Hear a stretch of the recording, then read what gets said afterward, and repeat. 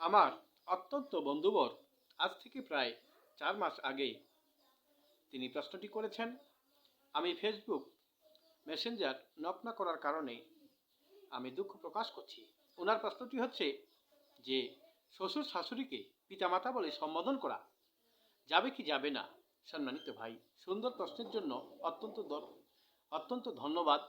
দেখুন, আজকে যেমন আমরা রক্ত সম্পর্কীয় সামাজিক ক্ষেত্রে আমরা বাবা, মা, ভাই, বোন, চাচা বলে যেমন আমরা সম্বোধন করে থাকি, ঠিক তেমনিভাবে যারা আমাদের রক্তের সঙ্গে কোনো সম্পর্ক নেই, অপরিচিত মানুষ, তাদেরকেও আমরা অনেক ক্ষেত্রে চাচা বলি, ভাই বলি, কাউকে মহিলা হলে মা বলি, বোন বলি। শ্বশুর শাশুড়িকে পিতামাতা বলে সম্মান সাথে আমরা সম্বোধন করি। বৈবাহিক সূত্রে এটা জায়েজ। শ্বশুর শাশুড়িকে পিতামাতা বলে সম্বোধন করা সম্মান সাথে এটা ইসলামী শরীয়তে জায়েজ আছে ভাই।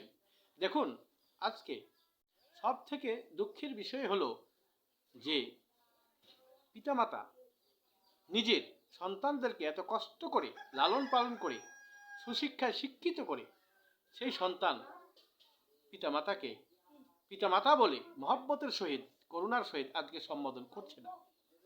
এটা অত্যন্ত একটা কষ্টের বিষয়।